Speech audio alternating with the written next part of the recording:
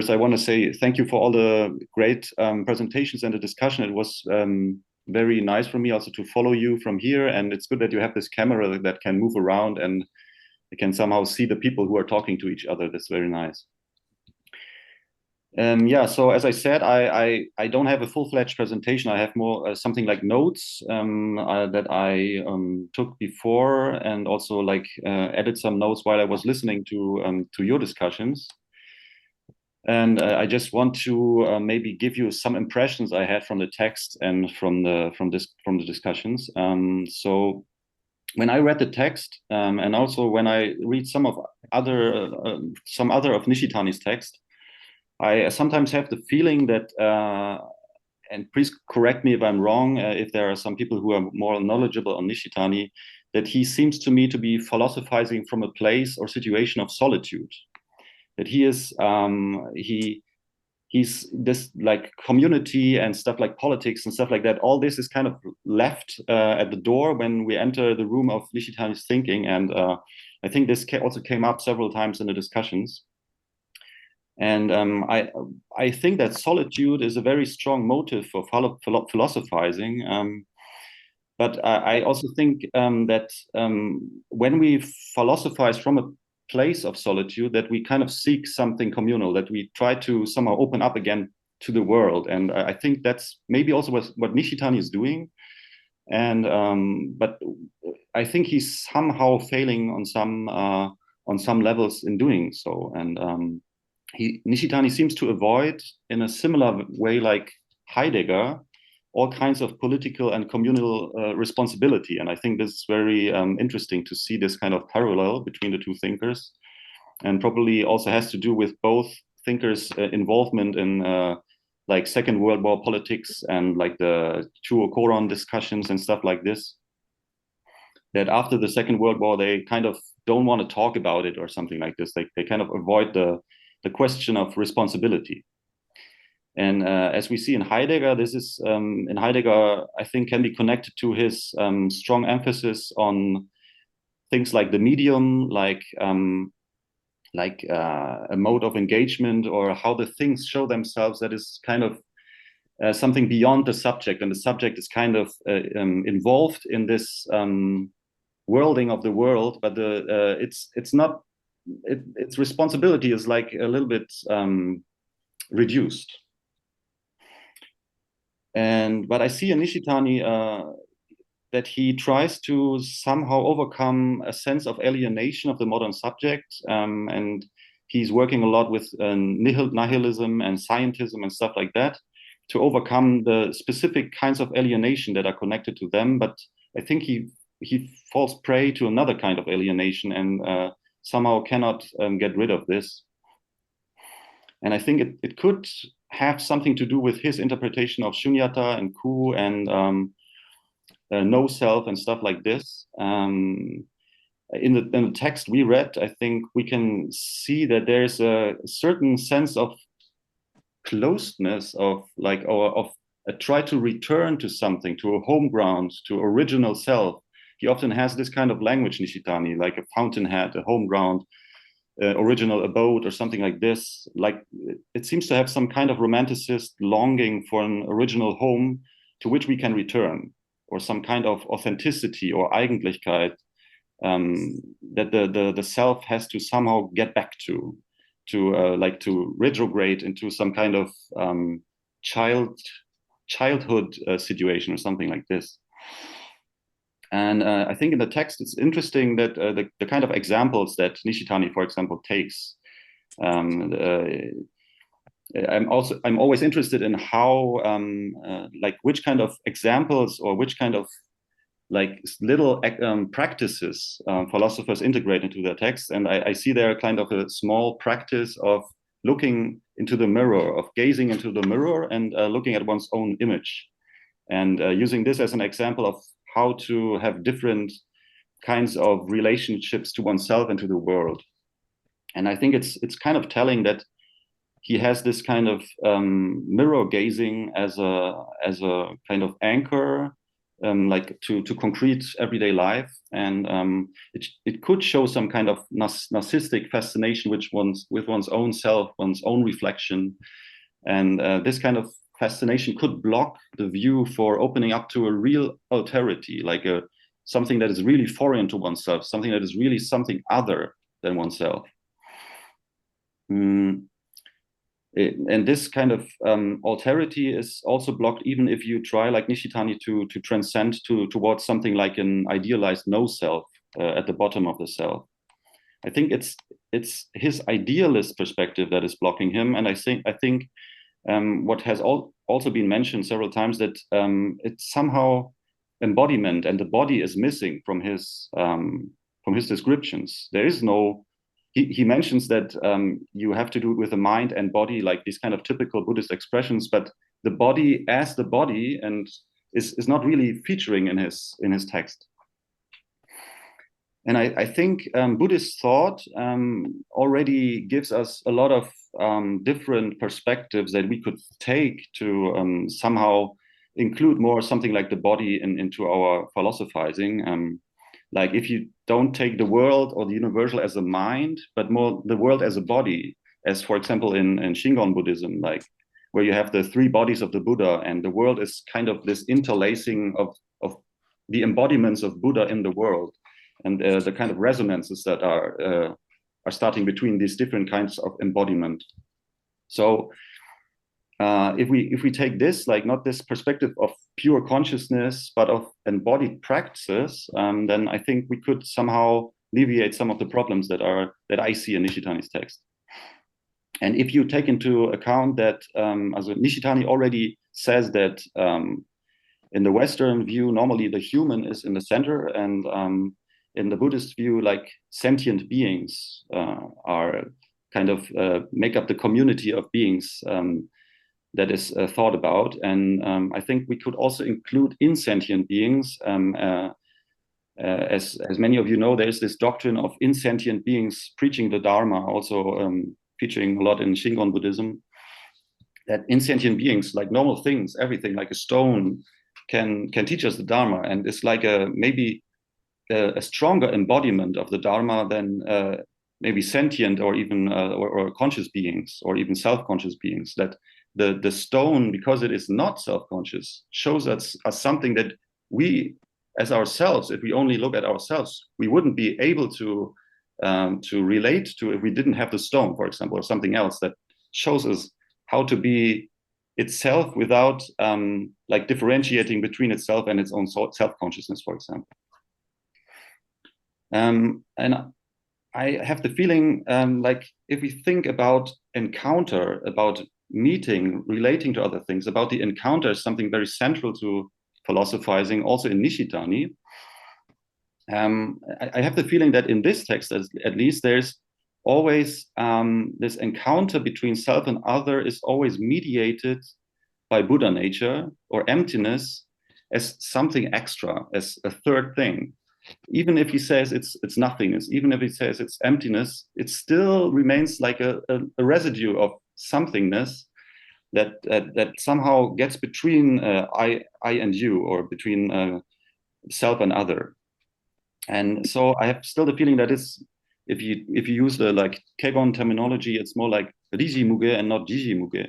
It's like the relationship between the Ji, the phenomena, is still mediated through Ri. So you have to see that every Ji is in its essence Ri, and through this mediation you can say, okay, then every Ji is also another Ji. But it's not that Ji and Ji somehow directly interact. It's something is between them.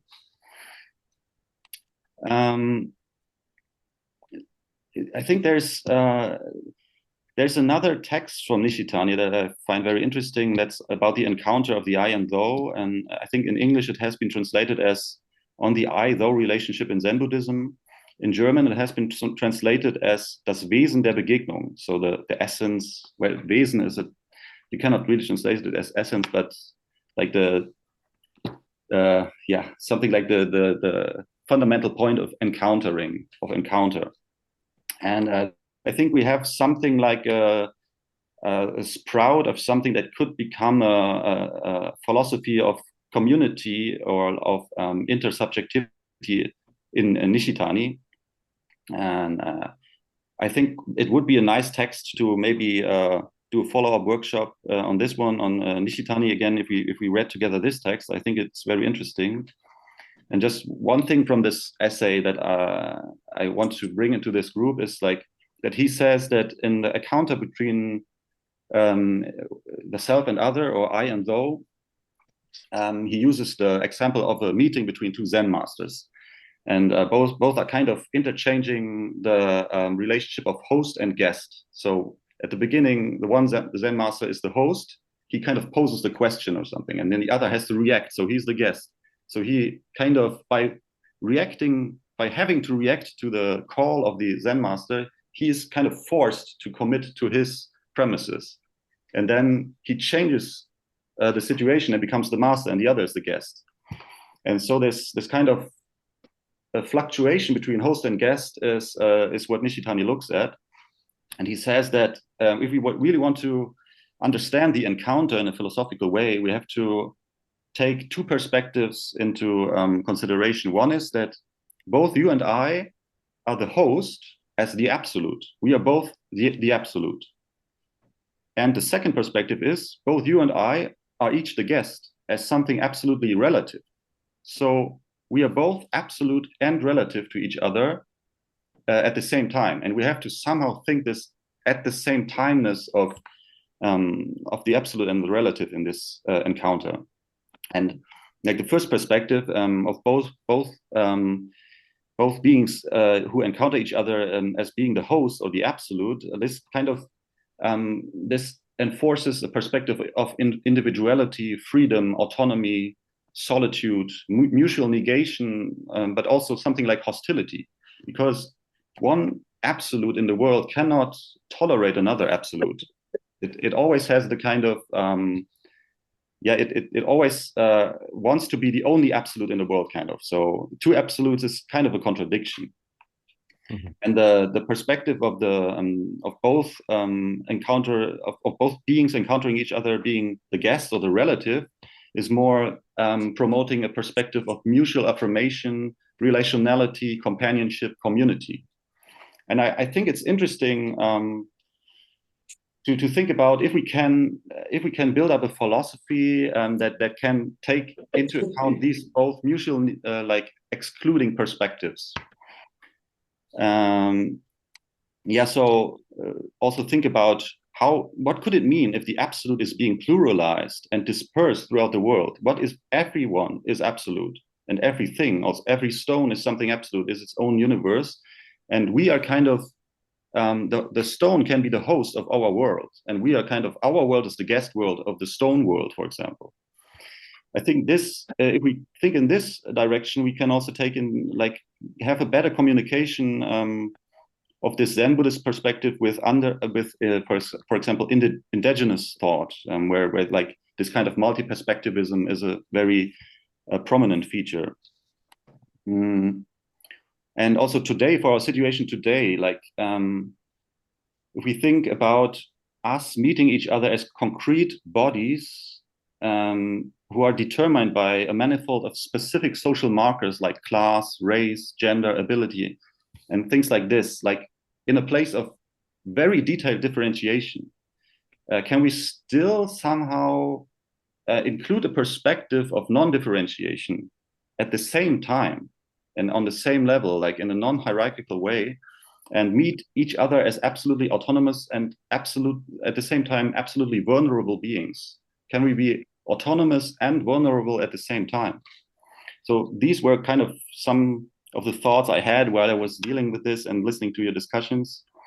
And I think if we also take into account this kind of world as body perspective that we see, for example, also in Dogen and in Kukai, then of course things like proprioception and intersensory and intercorporeal resonance are like very important things to consider. In Kukai, for example, we have this kind of metaphysics of resonance, like everything not seen so much from a visual ontology, but from an auditory ontology, something where things are more something like waves, auditory waves permeating the cosmos, and like waves can penetrate each other much more easily than solid bodies, like visual bodies, you know. And this would also connect to the thought of Hartmut Rosa, and because also his like basic concept is resonance, right? And he's also trying to overcome this kind of sense of alienation of the modern subject. Okay, so I will end my presentation here and maybe just open it up for more discussion on this topic. Thank you. Well, thank you very much.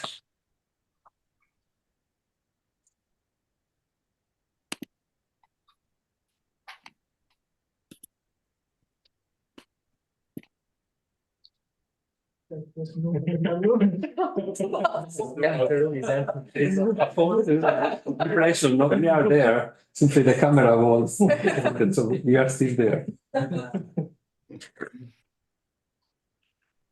Okay, Jim has a question for you. Anybody else? Okay. I want to begin with your last comment about trying to keep a balance. Hello. You keep a balance between autonomy and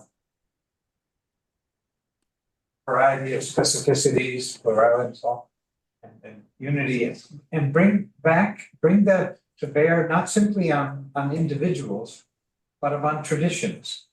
I think it was in Professor Turin's paper, I'm not sure, but somebody asked, I think in his paper, why should the East be the better fit for Buddhism and the West the better fit for Christianity?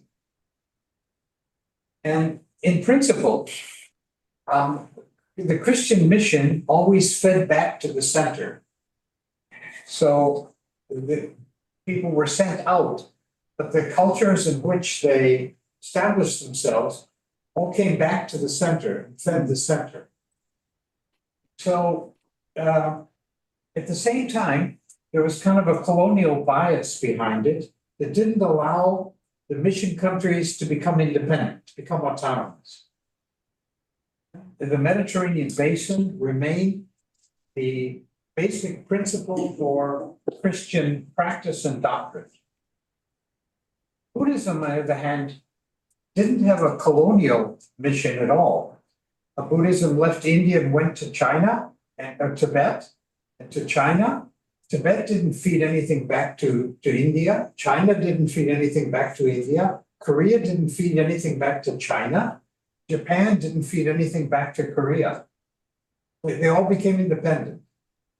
And then from Japan, it went to the West, to Europe, and to the United States. But there's still a strange, different kind of colonialism, I think, here. In that, for example, the Tibetan, the Thai, and Japanese Buddhists see their own languages as essential to the establishment of Buddhism in those countries. And in some places, even the way the rituals are carried out, the way the statues are carved, the way the incense is used, the way the architecture is built, all of this, Japan tries to control it, and Tibet tries to control it as well in the same way. So there's kind of a hidden, but both of them have the same problem now, Christianity and Buddhism, of enculturation. Christianity puts the emphasis on doctrine.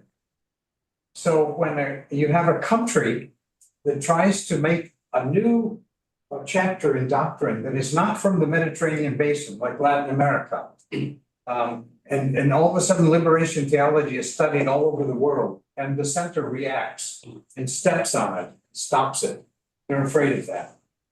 Now, there are two things going on that seem to make this out of date. I mean, just passé. The first is, of course, the dialogue among religions. Because when Christians talk to Buddhists, they don't care if you're from Tibet or from Vietnam, or they're interested in your ideas and your practices. The other thing is the dialogue among Buddhist cultures in moral issues, ethical issues, so-called engaged Buddhism, which steps over the doctrinal and ritual and linguistic differences. So the the autonomy of a given culture to embody Buddhism or embody Christianity is a common problem. As I say, for Christianity, we made it doctrinal. So it seems to be above culture. It seems to be in the abstract, but in fact, doctrine is perfectly culture. I'm just wondering if you think that the comments you were making about the self could also in this way be applied to religious traditions. Yeah, that's a very interesting topic. Thank you, Jim. Like I think that you can kind of see some parallels between like doctrines that you have on the ontological, metaphysical level and like cultural practices. And but I think they almost never really easily map onto each other. There's always some kind of complication happening when ontologies get culturalized or cultures become try to intervene in ontologies or stuff like this. And yeah, I'm just thinking about how Buddhism normally gets enculturated, and like that normally the native religions seem to be kept intact, right? Like Shinto in Japan, like they become syncretisms. So it's Buddhism seems to be much more syncretic and somehow more open to meeting the traditions that it finds in a new country or something like this, right? It doesn't try to destroy them. It's more like trying to say, yeah, okay, it's right what you say, but actually this is just a manifestation. Like this Shinto deity is just a manifestation of a Buddha. It's like using this kind of inclusivism to persuade the other of taking up Buddhism as the real doctrine or something else, or in the case of Buddhism, I think practice is maybe more central than doctrine, but of course, like we have this image of Buddhism being the super peaceful religion, and of course, this is also not the case. Like if we look at the big like armies that some of the temples, Tendai Temple, for example, that they had like huge armies and they were like a threat to the government, right? If the government decided something like, okay, now Tendai is not the high school anymore, it's something other, then they send their soldiers over there and say no. Or if they say this priest is the next Dharma ear, and they say we think otherwise, then they send their army, right?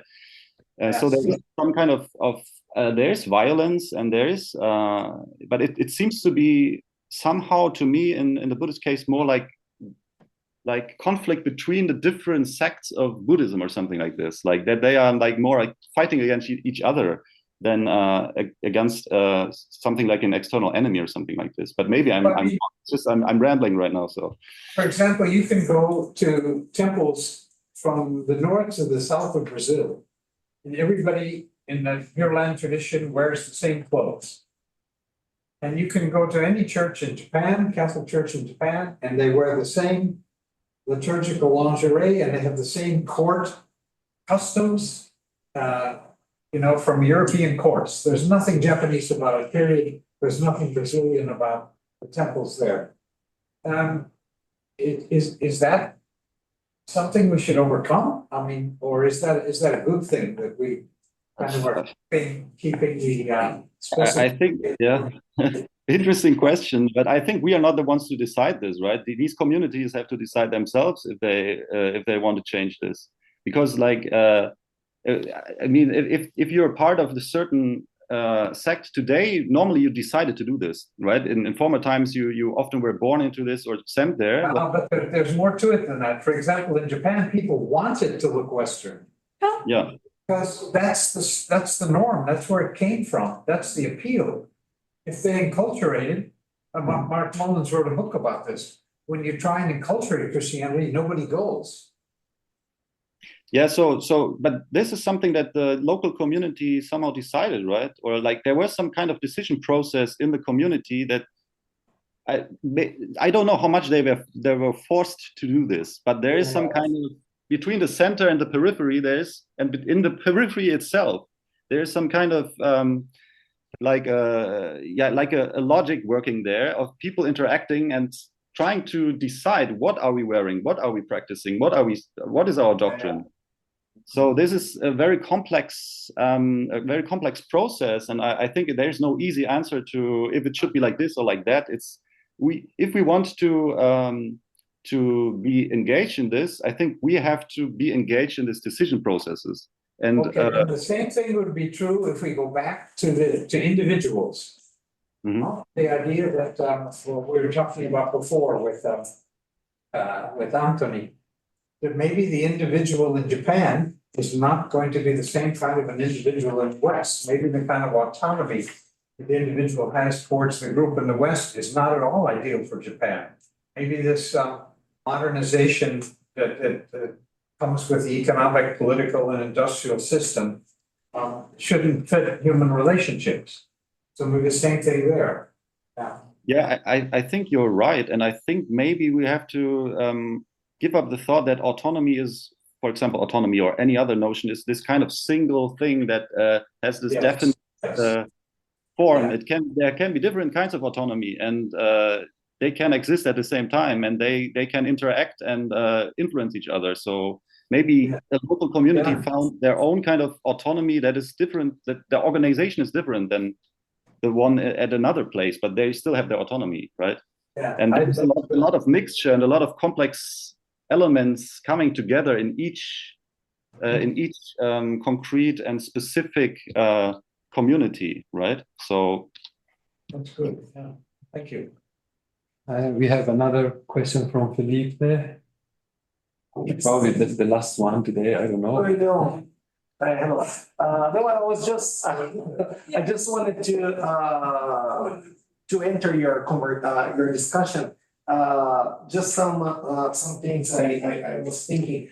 Some of you said that Buddhism is a more syncretic religion. I think it's more syncretable, maybe. It's more, right? It's more open to being syncretic than at least traditional Christianity. And another thing that Jim was saying about how the Japanese or the Asians or the Japanese, they want to look like Westerners, but I feel, or at least I see the same thing when people become Buddhists in Europe or in Brazil as well, right? I see that they want to not only like absorb the religion or to understand the religion, but also to be part of that image that they have of the East or something like that. And just a final point, when Jim was saying that there's nothing Brazilian or there's nothing European about the Buddhism that we see there, isn't it because it's way too soon yet? Because like when we talk about the history of Christianity in Japan, we are talking about like 450 years of history, right? And when we talk about Buddhism in the West, we are talking about what, like 50 years or something, maybe like that. So maybe there wasn't time yet for, you're talking like now we have what, like the second generation of Buddhists in the West. I mean, at least this new wave of Buddhism. Underneath it, the idea is still there that somehow Buddhism is a better fit with Oriental culture. Christianity is a better fit with European culture. Isn't it? So what I wonder is it a better fit because of each cultures or of each histories? Did those cultures became like that because of those religions, or did both things happen? But the Japanese didn't think that India was a better fit for Buddhism or Tibet. They completely enculturated it, down to the doctrine and the practices and the clothes. I just wanted to enter your discussion. Yeah, I wanted to take up this Jim's thought that if Christianity is the better fit for the Western world and Buddhism is the better fit for the Eastern world, I think it's always the better fit because it made itself fit, right? It's a process. It kind of there was some kind of communication between this tradition and the culture in which it entered, and after this communication, after hundreds of years of this communication, it will be the better fit, because it will already have changed everything. And if it's really unculturated, right, it will have changed the way people see things, people talk to each other, like the practices. So, and the practices then will fit the kind of religion or practice or whatever entered this culture. So I think at the end of the process, you will always have to say, yeah, it's the better fit, because the process, like this history, is already there, and you cannot see it apart from this history, right? Probably we are exhausted after one day of workshop. Maybe it's a good point to finish here. So thank you very much, man.